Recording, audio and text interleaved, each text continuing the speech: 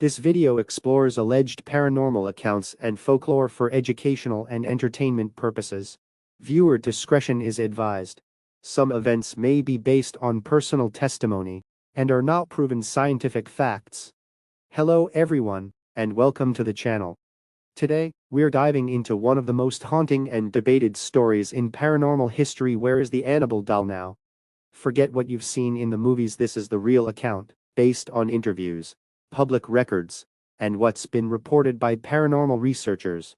Some say she's locked away, others believe she escaped, and some claim she was never possessed to begin with. But the story behind this doll is far more disturbing than any horror film. Before Annabelle became infamous, she was just a gift. In 1968, a nursing student named Donna received a Raggedy Ann doll from her mother. At first, it seemed innocent. But soon, Donna and her roommate Angie began noticing unusual things. The doll would appear in different rooms. It seemed to shift position on its own.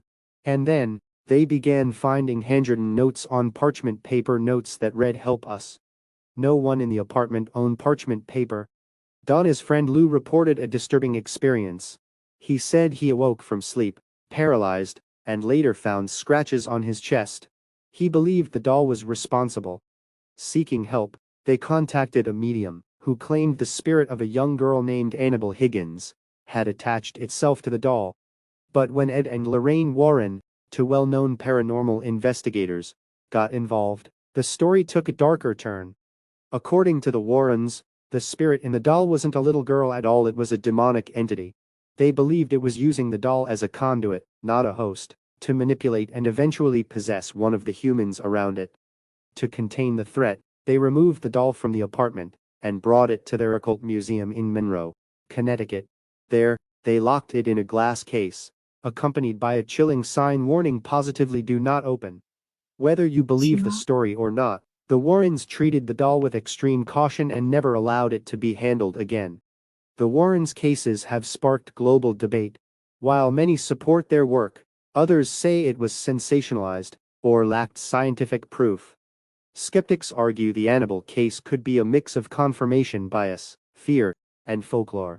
Supporters point to consistent reports, unexplained injuries, and first-hand accounts as signs that something darker was at play.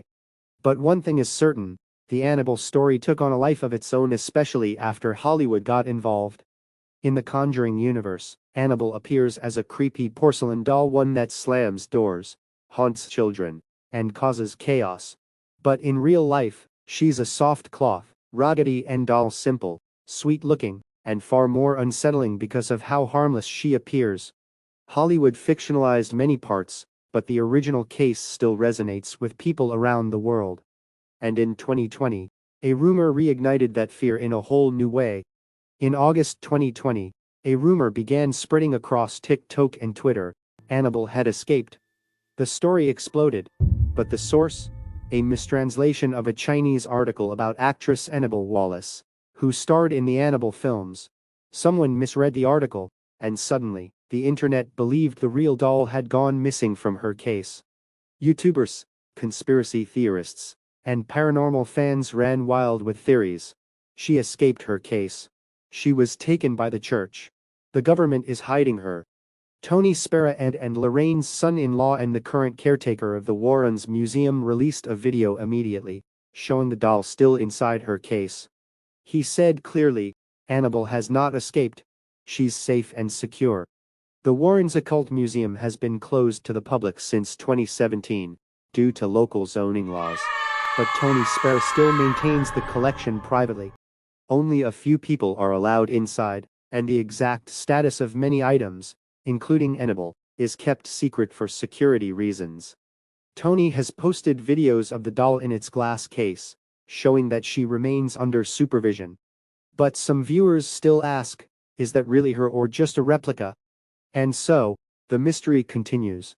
The Warrens shared several stories over the years. One of the most famous involves a young man who reportedly mocked the doll at the museum, then crashed his motorcycle on the way home.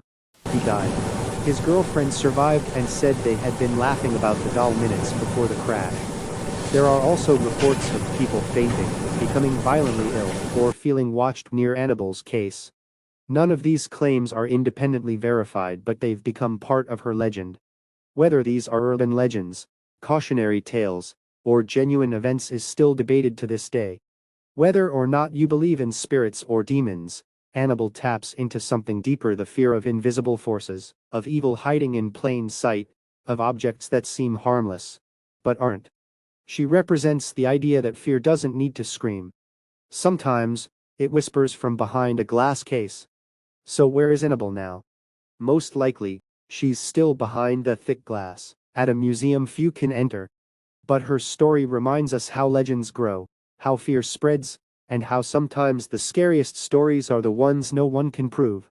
If you found this video chilling, thought-provoking, or eye-opening, don't forget to like this video to support more deep dive investigations. Subscribe for weekly documentaries on true horror, mystery, and the paranormal. Share this with a friend who dares to watch until the end. Because here on this channel, we don't just tell stories, we ask the questions others are too scared to